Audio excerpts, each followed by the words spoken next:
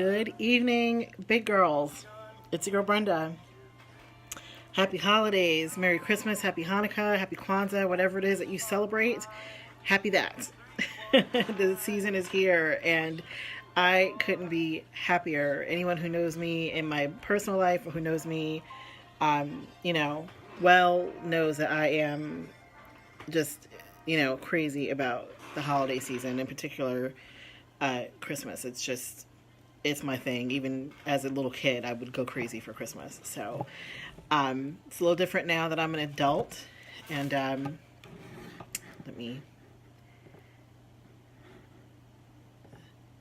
getting a glare from my computer, so let me go ahead and just put it to sleep. There we go. All right. So anyway, big fan of the holidays. I love Christmas, love everything about it. Christmas music, decorating my house, and twinkle lights and all that good stuff.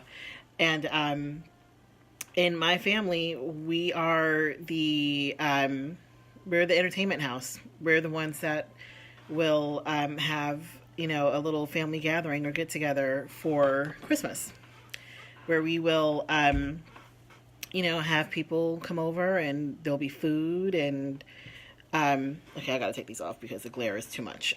But we'll have food and drinks and fellowship, and it's just a thing that we do every year. My parents did it every year when we were kids, where our family, aunts, uncles, cousins, family, friends, neighbors, whoever was available would come to our house, and we, the adults would sit around and drink, and we'd all eat, and there'd be games going and all that stuff. And now that we're all a little older, and now it's just, me and my mom and my siblings. My dad passed 2 years ago, almost 3 years ago. I kind of took the mantle up on that, and I'm the one that kind of heads it all up now. So I figured this would be a good opportunity to impart some tips and tricks that I use to kind of make things a little easier on myself when it comes to entertaining. So with that said, I just want to throw out my normal disclaimer. I'm not an expert on any of the crap that I talk about. It's all in good fun. And, the blog started because my girlfriends kind of, bugged me to do it. And so I did. And it's all tongue in cheek. It's all good fun. If it's anything that you feel that you can use, have at it. If you have any tips and tricks of your own, feel free to share. You can drop them in the comments. Send me an email at bickeretiquette@gmail.com, or just simply send me an inbox. So with that said, if you are entertaining for the holidays, if you're throwing a Christmas party or a Hanukkah party or whatever the case is, maybe something simple for New Year's Eve or New Year's Day, I just want to kind of impart a few little tips and tricks to make your life a little easier. So first thing is if you're going to serve any sort of finger foods or appetizers, do not be afraid of pre-made or store-bought items. For example, you can go to any big box store, you can go to your local grocery store and go into the frozen food section and get yourself a box of mini quiche. And I promise you the crowd will go wild. I serve them every year at my own party, and they're usually the first to go. So do not be afraid of pre-made items like mini quiche, or you can even get the pre-made pigs in a blanket. You could also do maybe like the little spanakopita's or like spinach turnovers. They have like little sandwich rings. You can find all these things in your local grocery store or at a BJ's or a Sam's Club. If you're expecting a lot of people, you probably would want to go to a BJ's or a Sam's Club, where you can get, a lot for a little. So in other words, you can get a box of 100 mini quiche for probably about $10. It's a pretty good buy. You can, do the same thing with the pigs in a blanket. You can probably get about 50 or 60 for about $7 or $8. So, again, don't be afraid of pre-made things. And then if you want to make it look like you actually made a bit of an effort, then you can do things like do a meat and cheese tray where you maybe get some pepperoni, or maybe get like a actual salami log that you slice yourself and arrange it nice on a platter. Maybe add some different garnishes, like maybe olives or different types of peppers, like roasted red pepper, or like banana peppers. You can also even add little things like grapes or strawberries just to make it pretty. Of course, you want to have a good cracker, like a Townhouse cracker or a Ritz cracker. Maybe a good mustard of some sort. I like to take regular yellow mustard and some honey with either a little bit of mayonnaise or a little bit of ranch dressing and mix it all up together to have like a creamy honey mustard dressing. Or sometimes I'll just be lazy and I'll just buy a good mustard and squeeze it into a little dish and call it a day.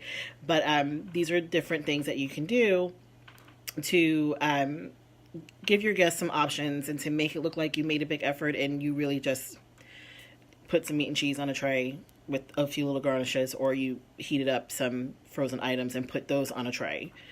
And it'll make your life a lot easier instead of trying to do a bunch of homemade items or homemade appetizers. You can also do things like make dips. Dips are very easy. You can do a quick spinach dip or even salsa. I didn't realize how easy it was to make a good salsa, but you actually can make salsa from scratch. Get you some canned fire roasted tomatoes, some fresh cilantro, an onion, a can of green chilies, and a fresh jalapeno, a little bit of lime for some acidity. Squeeze that lime juice in, put everything into your food processor and pulse it till it's the consistency that you want. Pour it into a bowl, throw out some tortilla chips, and you're done. Little salt, little pepper, quick, easy, delicious, and everyone will think that you slaved over it, and it'll take you about 5 minutes. So again, appetizers, try to keep it simple, and don't be afraid of pre-made items or items that are very easy to accomplish. Second thing, my second tip is, if you're someone who likes to have an adult sip when you're entertaining, I am certainly one that likes to have an adult sip or 2 or 3. It can get expensive if you're trying to do different types of alcohol or different types of liquor or even have different types of wine. It can get expensive. So instead of trying to have a variety, just make a house drink.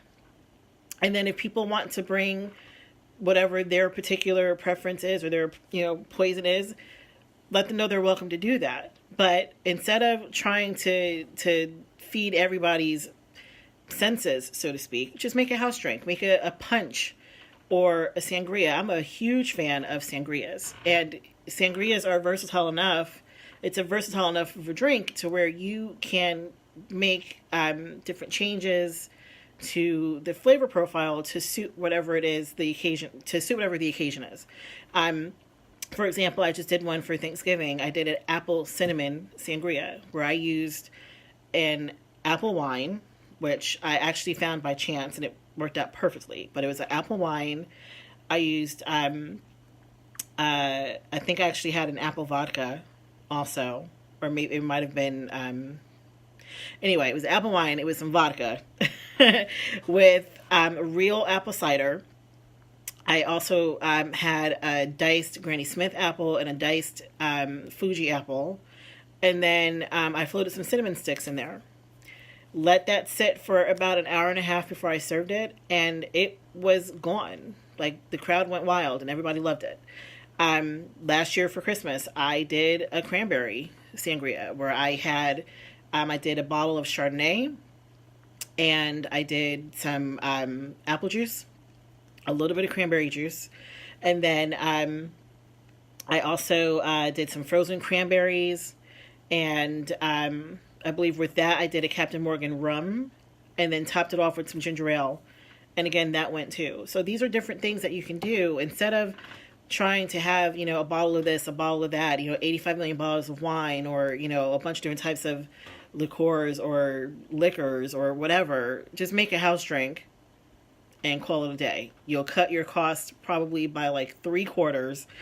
And yeah, it's just much easier that way. You can get a really nice container to put it in with like a little spigot on it, or you can just do a punch bowl and just keep it simple. So yeah, instead of doing a bunch of different types of adult sips, just make a house drink and call it a day. My third tip is you want to try to prep as much in advance as you can. So, for example, I'm someone who likes to bake, And I like to do things at the holidays like making cookies or like sticky buns to have for Christmas morning, for breakfast. And these are things that you actually can do ahead.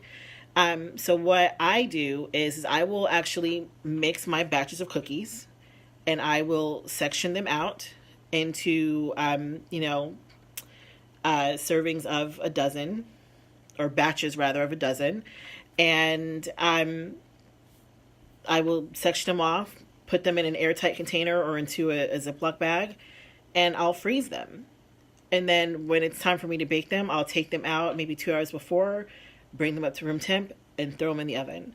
You can do the same thing if you're someone who does homemade dinner rolls. I'm not quite that fancy. I will buy a dinner roll. But if you're someone that does a homemade dinner roll, or even, again, sticky buns, which is kind of in that same vein, if you did a homemade sticky bun, you mix your dough, let it rise, do whatever it is you need to do to form them. So, for example, with a sticky bun, you let the dough rise, then you roll it out, you put your filling in, roll them up, and you cut them, and you let them rise again. When they rise for the second time, or the correct term is proof, when they proof for the second time, at that point, wrap them up super, super tight, throw them bad boys in the freezer, and when it's time for you to take them out to bake, take them out again like an hour or two before, let them come up to room temp, throw them in the oven and bake them like you normally would. So, again, things that you can do ahead of time will save you time in the long run. So, so things like cookies or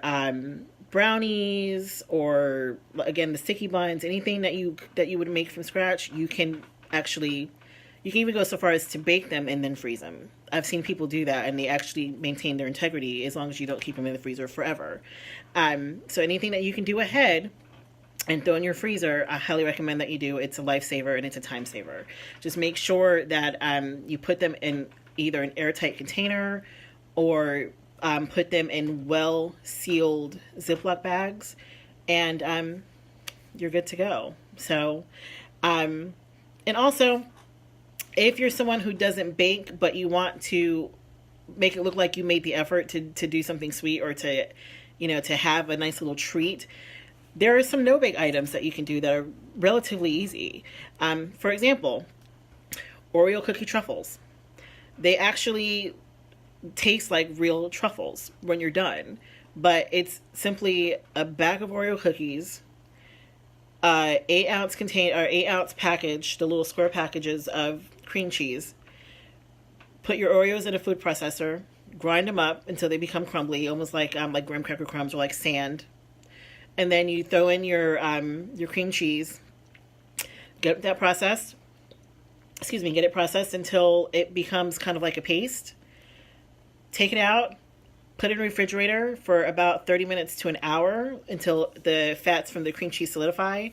And then you get yourself a little scoop or a spoon, scoop some out, roll them into little balls, dip them into chocolate, put them on a cookie sheet, on like wax paper or parchment paper on a cookie sheet. Put them back in your refrigerator until the chocolate sets, and you're done. From start to finish, you're probably looking at about an hour, and simply because most of that time is going to be waiting for things to solidify. But they're quick, they're easy, they're delicious, and people will think that you slaved, when in actuality, you probably actually manhandled these Oreo balls in totality for about 15 to 20 minutes. Other things that you can do would be chocolate dip pretzels. That's actually something that I do for my guests every year at Christmas, because it's something that's very quick and it's very easy.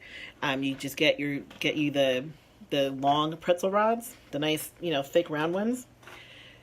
Dip them into some chocolate.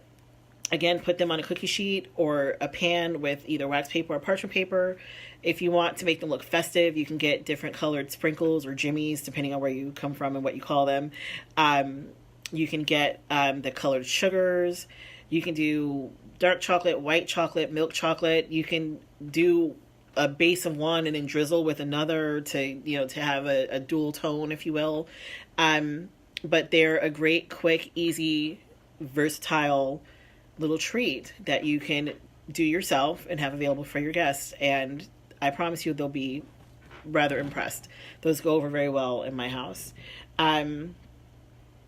So also, if you don't want to be bothered with any of that, you can simply go to, again, your local big box store like a Sam's Club or a BJ's. They always have beautiful platters of cookies and pastries and cupcakes and different things that are done there in their bakery that they will package together and put out to sell.